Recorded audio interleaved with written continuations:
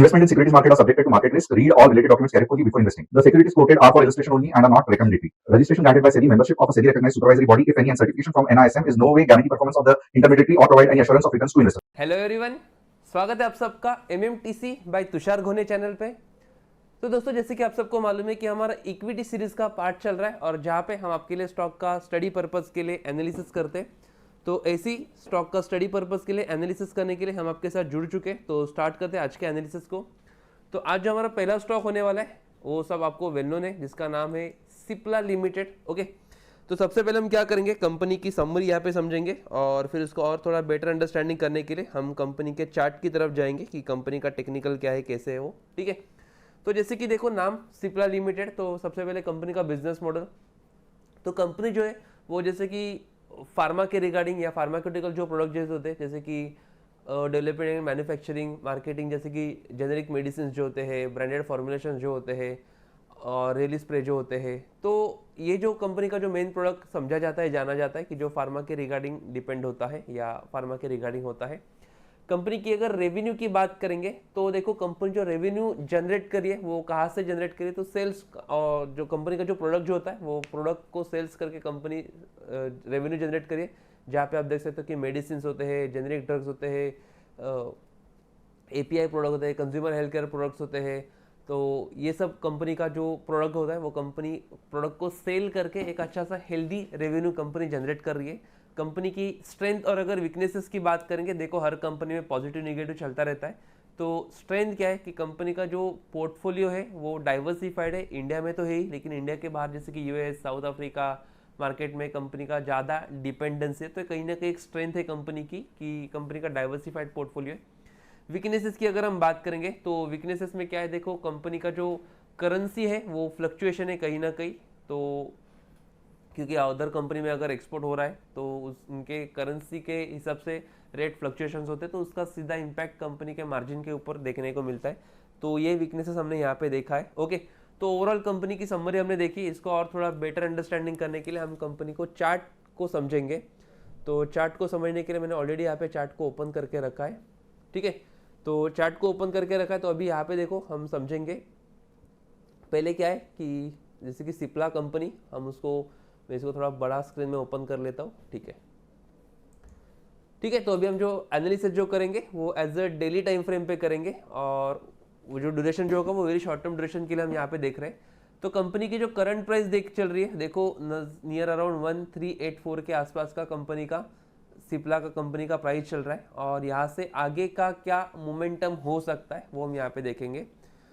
तो लेटेस्ट अगर आप देखोगे रिसेंट डेज में, तो कंपनी ने एक अच्छा सा हायर हाई का फॉर्मेशन यहाँ पे जनरेट किया है, जो अपने आप में एक बुलिश इंडिकेशन यहाँ पे दिखा रहा है कि यहाँ से एक पॉसिबिलिटी हो सकती है कि मार्केट का ट्रेंड ऊपर जा सकता है। ठीक है, कंपनी की करंट मार्केट प्राइस तो हमने देखी 1384 के आसपास का चल रहा है। और कंपनी का रेजिस्टेंस अगर हम देखेंगे तो रेजिस्टेंस का देखो एक लेवल यहाँ पे जो मेरे को नजर आ रहा है चार्ट के ऊपर, वो 1440 के आसपास का कंपनी का यहाँ पे एक रेजिस्टेंस नजर आ रहा है। ठीक है, तो मैंने क्या किया, ये लेवल को मार्क करके रखा। ठीक है, तो यहाँ से आगे का क्या स्ट्रक्चर हो सकता है या आगे का क्या लॉजिक हो सकता है। तो सबसे पहले देखो, हमको जब तक प्राइस ये रेजिस्टेंस को ब्रेक नहीं करती तब तक हमको अप डायरेक्शन के लिए वॉच नहीं करना है, तब तक हमारा व्यू जो होगा वो न्यूट्रली होगा। ओके, और जैसे ही कंपनी रेजिस्टेंस को ब्रेक करती है 1440 का, और रेजिस्टेंस ब्रेक करने के बाद अगर कोई पुल बैक आता है और पुल बैक में कोई एक स्ट्रॉन्ग बुलिश रिवर्सल पैटर्न अगर देखने को मिलता है, तो अच्छा खासा अप डायरेक्शन के लिए मोमेंटम को वॉच कर सकते हैं, जो नियर अराउंड बन सकता है 1525 के लेवल तक का हम यहाँ पे लेवल को वॉच कर सकते हैं।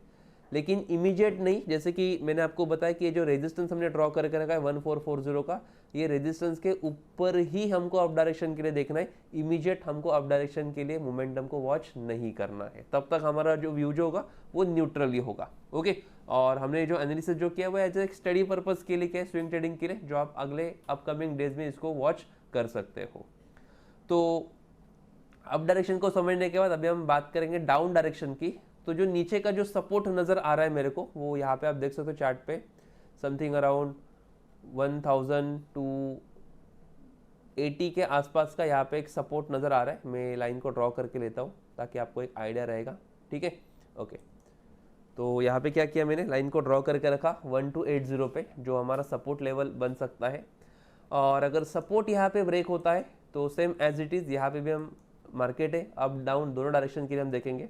तो अगर यहाँ पे सपोर्ट ब्रेक होता है 1280 का, और सपोर्ट ब्रेक होके फिर से अगर कोई पुल बैक यहाँ पे आता है और पुल बैक में फिर से एक बेरिश रिवर्सल पैटर्न अगर हमको देखने को मिलता है, तो अच्छा खासा डाउन डायरेक्शन का मोमेंटम को वॉच कर सकते हैं, जो नियर अराउंड 1215 के लेवल तक का हम यहाँ पे लेवल को वॉच कर सकते हैं स्टडी पर्पस के लिए, डाउन डायरेक्शन के लिए।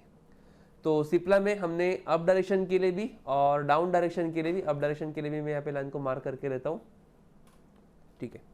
तो अप डायरेक्शन के लिए भी और डाउन डायरेक्शन के लिए भी, दोनों भी डायरेक्शन के लिए हमने एक स्टडी पर्पस के लिए लेवल को मार्क करके रखा है या वॉच की करना है हमको अगले अपकमिंग डेज में, जो स्टडी पर्पस के लिए हम यहाँ पे देख सकते हैं, ठीक है। ओके, तो चलो आगे की तरफ बढ़ते। तो सिप्ला में हमने देखने के बाद जो हमारा नेक्स्ट जो स्टॉक होगा वो नेक्स्ट स्टॉक की तरफ हम चलेंगे, लेकिन वो स्टॉक को जाने से पहले देखो ये जो हमारा एनालिसिस है वो हम डेली बेसिस पे या रेगुलरली हम यहाँ पे प्रोवाइड करते हैं।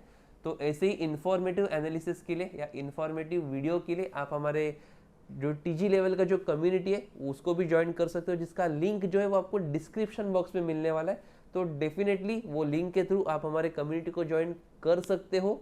और अगर आप हमारी कम्युनिटी को ज्वाइन करते हो तो आपको बेनिफिट्स क्या क्या मिलेंगे, तो देखो सबसे पहले आपको कस्टमर सपोर्ट का बेनिफिट मिलेगा, निफ्टी के लेवल्स मिलेंगे, डेली के 3 से 4 ट्रेड और इंस्टेंट अलर्ट जैसी फैसिलिटी आपको मिलने वाली है। इसके अलावा आपको हमारे कम्युनिटी में आप देख सकते हो कि इंडेक्स ऑप्शन के ट्रेड, इक्विटी ऑप्शन के ट्रेड और कमोडिटी जैसे ट्रेड आपको मिलने वाला है, जहाँ पे प्रॉपर तरीके का आपको एंट्री कहाँ पे करना है, टारगेट कहाँ पे होगा, स्टॉप लॉस कहाँ पे होगा, प्रॉपर तरीके का एनालिसिस आपको मिलने वाला है।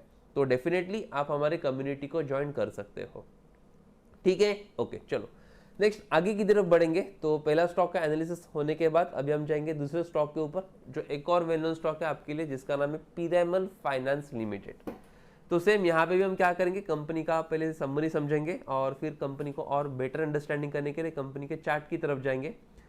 तो जैसे कि नाम है पीरामल फाइनेंस लिमिटेड, तो बिजनेस मॉडल को अगर हम देखेंगे तो बिजनेस मॉडल में क्या दिया गया है, तो देखो जैसे कि कंपनी का नाम है कि कंपनी जो है वो फाइनेंस के रिगार्डिंग या उसी के रिगार्डिंग कंपनी यहाँ पे समझी जाती है।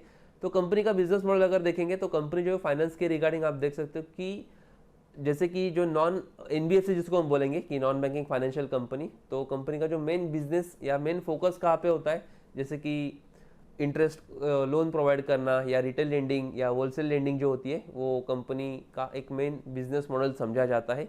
रेवेन्यू की अगर हम बात करेंगे तो रेवेन्यू कहाँ पे कंपनी का ज़्यादा जनरेट हो रहा है, तो जैसे कि interest on home loan, MSME loan, personal loans, loan against property, corporate lending, processing fees और इन्वेस्टमेंट का जो मेन कंपनी का जो इनकम या इंटरेस्ट का जो मेन इनकम कंपनी का समझा जाता है, जो भी अभी हमने देखा। तो ये रेवेन्यू के थ्रू कंपनी को एक अच्छा खासा हेल्दी यहाँ पे रेवेन्यू कंपनी का जनरेट होता है।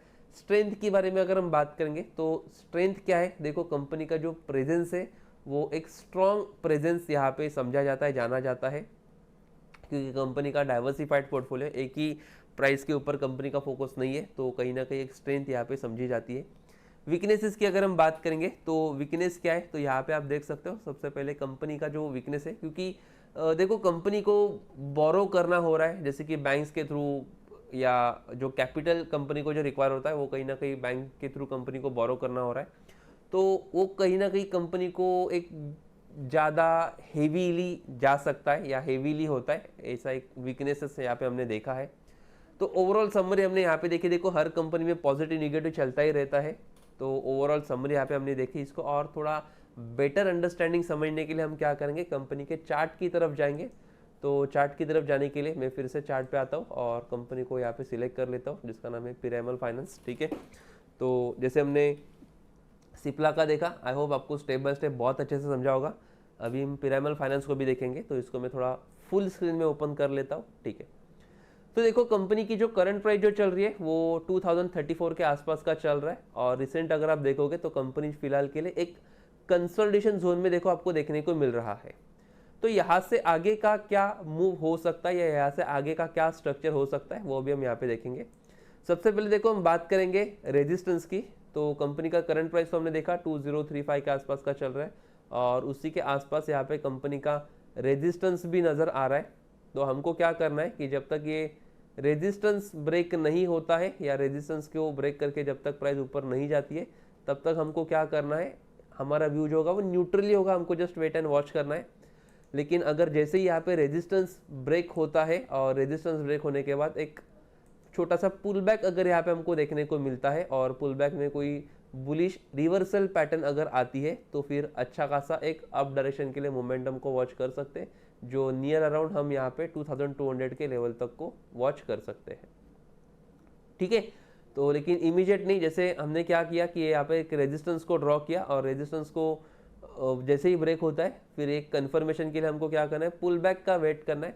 और पुल बैक में फिर हम क्या करेंगे, एक बुलिश रिवर्सल पैटर्न अगर कोई आता है तो फिर वहाँ से अच्छा खासा मोमेंटम को हम देख सकते हैं। ठीक है, अभी एक शॉर्ट टर्म के लिए हम देख रहे हैं, वन डे के लिए, तो इतना बड़ा टारगेट के लिए ज़्यादा थोड़ा हमको पेशेंस रखना पड़ेगा। तो मैं एक काम कर लेता हूँ, थोड़ा सा नीचे का ही लेवल को मार्क करके लेता हूँ, जो हम यहाँ पे वॉच करेंगे 2150 के लेवल तक का हम यहाँ पे लेवल को वॉच करेंगे। ओके, क्योंकि एक अगर शॉर्ट टर्म ड्यूरेशन के लिए जा रहे हैं तो फिर एक छोटा सा टारगेट हम यहाँ पे रखेंगे, ज़्यादा बड़ा टारगेट से थोड़ा पेशेंस हमको उसमें रखना पड़ेगा। ठीक है, तो यहाँ पे मैंने क्या किया, लाइन को ड्रॉ करके लेता हूँ ताकि आपको एक प्रॉपर तरीके का आइडिया आपको मिल सके। 2150 के लेवल तक का हमको यहाँ पे लेवल को हमने मार्क करके लिखा है, जो स्टडी पर्पस के लिए आप अगले अपकमिंग डेज में इसको डेफिनेटली वॉच कर सकते हो। ठीक है, ओके, चलो। तो जैसे हमने अप ट्रेंड का देखा, वैसे अभी हम बात करेंगे डाउन ट्रेंड की। तो डाउन ट्रेंड में जैसे कि देखो, अरे एक मिनट, ठीक है, ये फिर से लोड हो रहा है, चलेगा।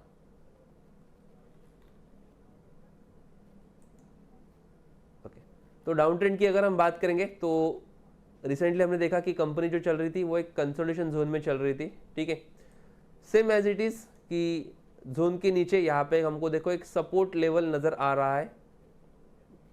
ओके, चलो ठीक है, तो यहाँ पे ये सपोर्ट लेवल को भी मार्क कर लेता हूँ। 1620 के या 22 के लेवल तक का हमने एक सपोर्ट को यहाँ पे मार्क करके लिया है। सेम एज इट इज़ यहाँ पे अगर सपोर्ट ब्रेक होता है तो हमको क्या मिलने वाला है, तो जैसे कि अगर सपोर्ट ब्रेक होगा तो पॉसिबिलिटी रहेगी कि अभी यहाँ से मार्केट नीचे की तरफ जाने के चांसेस होंगे, क्योंकि सपोर्ट अगर ब्रेक होता है और फिर सपोर्ट ब्रेक होने के बाद फिर से अगर हमको कोई पुल बैक मिलता है और पुल बैक में एक बेरिश रिवर्सल पैटर्न अगर हमको देखने को मिलता है, तो वहाँ से अच्छा खासा मार्केट का जो मूव जो होगा वो नीचे के डायरेक्शन का हम वॉच कर सकते हैं, जो नियर अराउंड 1480 के लेवल तक का हम यहाँ पे मोमेंटम डाउन डायरेक्शन के लिए स्टडी पर्पस के लिए वॉच कर सकते हैं।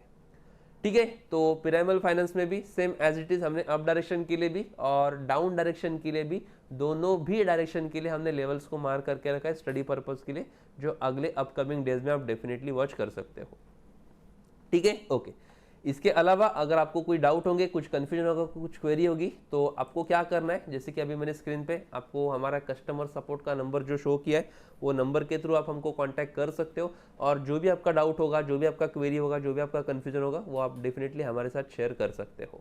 ठीक है, वीडियो आपको अच्छा लगे तो आपको लाइक करना है, कमेंट करना है कि अगर आपके पास कोई स्टॉक्स होंगे तो वो भी आप कमेंट करके हमको बता सकते हैं। अगर वो स्टॉक्स में कोई प्रॉपर तरीके का सेटअप बन रहा होगा तो डेफिनेटली उसके ऊपर हम आपको वीडियो बना के दिखाएंगे। ओके, तो आज के वीडियो में इतना ही, मिलते हैं नेक्स्ट वीडियो में, तब तक के लिए thank you so much, bye, have a nice day.